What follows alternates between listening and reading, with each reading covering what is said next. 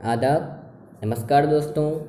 पिछली वीडियो में हमने बात की थी कि कैसे ऑटोमन एम्पायर का जन्म हुआ और फिर कैसे ये सल्तनत अपने ज़माने की सुपर पावर बनी और कैसे इसने 3 अलग अलग कॉन्टिनेंट के ऊपर राज किया।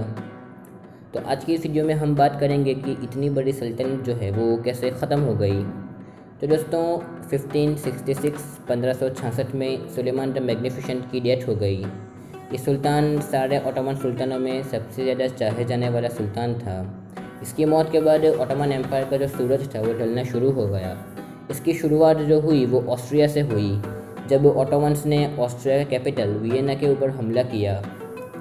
ये हमला नाकाम रहा और ऑटोमन की इसमें हार हुई, लेकिन इस हमले के बाद जो सारी यूरोपियन ताकतें थी वो एक हो गई। इसके बाद ऑटोमन सूबे इजिप्ट और सर्बिया में बगावत हो गई, लेकिन ऑटोमन सुल्तान ने सेना को भेजकर इस बगावत को कुचल दिया। अब ये जो सिलसिला था बगावतों का वो शुरू हो गया। 1830 में फिर ग्रीस के अंदर बगावत हुई। इस बार जो यूरोपियन ताकतें थी जैसे फ्रांस, ऑस्ट्रिया, ब्रिटेन, उन सभी ने ग्रीस का साथ दिया और 1830 में ग्रीस के पास लड़ी गई द बैटल ऑफ नावारिनो। इसके अंदर तुर्की जो बेड़ा था वो पूरी तरह से ख़त्म हो गया और इस युद्ध के बाद जो समझौता हुआ उसके अंदर तुर्की को ना चाहते हुए भी ग्रीस को एक आज़ाद मुल्क मानना पड़ा। इसी साल फ्रांस ने अल्जीरिया के ऊपर हमला किया जो कि ऑटोमन एम्पायर का एक सूबा था। ये अलग अलग घटनाएं चल रही थी कि 1876 में सुल्तान Abdul Hamid II Ottoman empire की गद्दी पर आया।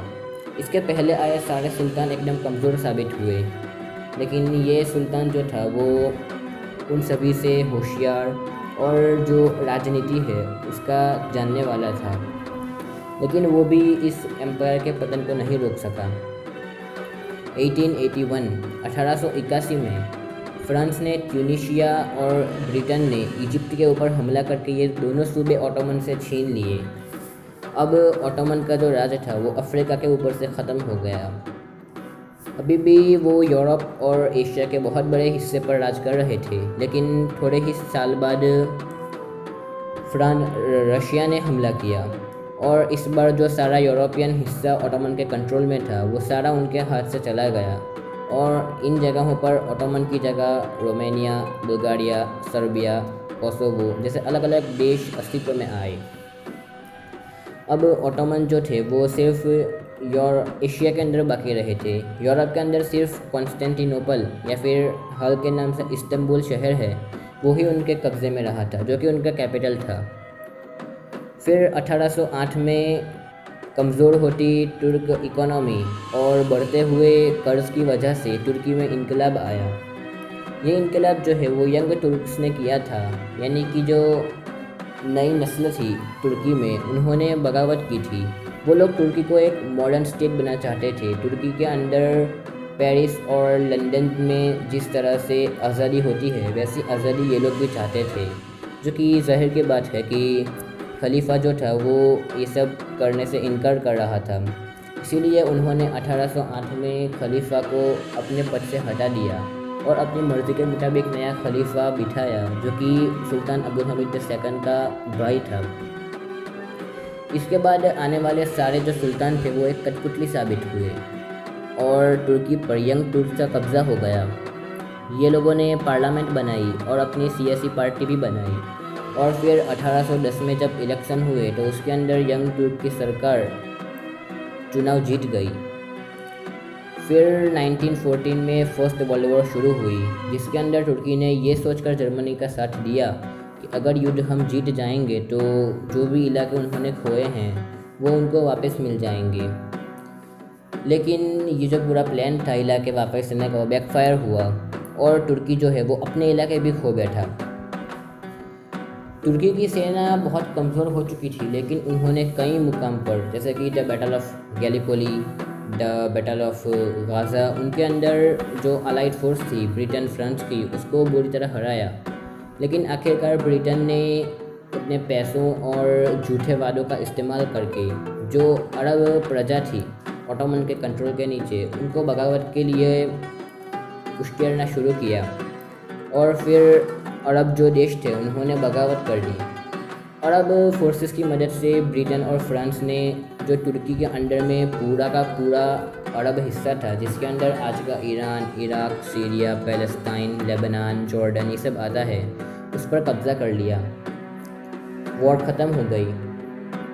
वॉर के ख़त्म होने के बाद तुर्की में हालत ये थे कि तुर्की का जो साउथ ईस्ट हिस्सा था, जो कि सीरिया के साथ सरहद पर लगता था, उस पर फ्रांस का कब्ज़ा था। नॉर्थ ईस्ट के हिस्से पर आर्मीनिया ने कब्ज़ा कर लिया था। फिर साउथ वेस्ट के हिस्से पर इटाली और ग्रीस का कब्ज़ा था, और जो इस्तांबुल सिटी था उसके ऊपर ब्रिटेन और फ्रांस की कंट्रोल फोर्स का कब्ज़ा था। तो इस हालत में ये बात लाजमी थी कि ऑटोमन एम्पायर है और जो तुर्की है, इसको ये अलाइड फोर्सेस पूरी तरह से बांट लेंगे अपने अंदर और तुर्की का नामो निशान मिट जाएगा। लेकिन तभी एक शख्स सामने आया जिसका नाम था मुस्तफ़ा कमाल पाशा। ये ऑटोमन आर्मी में एक जर्नल था, और उसने जो है वो नया इनकलाब शुरू किया और पूरे तुर्की में घूमकर नई फ़ौजें इकट्ठा की, और सबसे पहले आर्मीनियन फ़ौज थी उसको हराया, और उनके नीचे का जो पूरा तुर्की का इलाका था वो अपने कब्ज़े में किया। फिर उन्होंने ग्रीस के साथ युद्ध शुरू किए और ग्रीस को 3 जंगों में हराया, जिनके अंदर बैटल ऑफ अंकारा में तो इतनी बुरी तरह हराया कि ग्रीस की जो आधी फोर्स थी वो वहीं पर तबाह हो गई। उसके बाद उन्होंने जो ग्रीस के अंदर कंट्रोल में हिस्सा था उसको एक के बाद एक वापस करना शुरू किया और उनको पूरे तुर्की से भगा दिया। अब मुस्तफ़ा कमाल पाशा की बढ़ती हुई ताकत को देखकर इटाली और फ्रांस ने अपने कंट्रोल में जो हिस्से थे वो वापस सौंप दिए तुर्की को, और फिर जो इस्तांबुल सिटी था उसके अंदर ठहरी हुई जो फ़ौज थी अलाइड, उसने भी इस्तांबुल सिटी मुस्तफ़ा कमाल पाशा को सौंप दी। और फिर the treaty of Lausanne sign किया गया, जिसके अंदर ये तय पाया कि जो ऑटोमन खिलाफत है वो ख़त्म कर दी जाएगी और ऑटोमन सुल्तान जो था उसको भी माजूल कर दिया जाएगा, रिटायर कर दिया जाएगा, और जो भी अरब हिस्से ऑटोमन के कंट्रोल में थे उन सभी को आज़ाद मुल्क करार दिए जाएंगे। ये ट्रीटी जो थी वो मुस्तफ़ा कमाल पाशा ने साइन कर ली, और इसके बाद नया मिडल ईस्ट अस्तित्व में आया, जिसके अंदर जंगें और जो चालें थी उन्होंने बहुत अहम हिस्सा निभाया था। इसीलिए आज भी मिडल ईस्ट का जो हिस्सा है, ईरान, इराक, सीरिया, वहाँ पर कंटिन्यू वॉर चल रही है।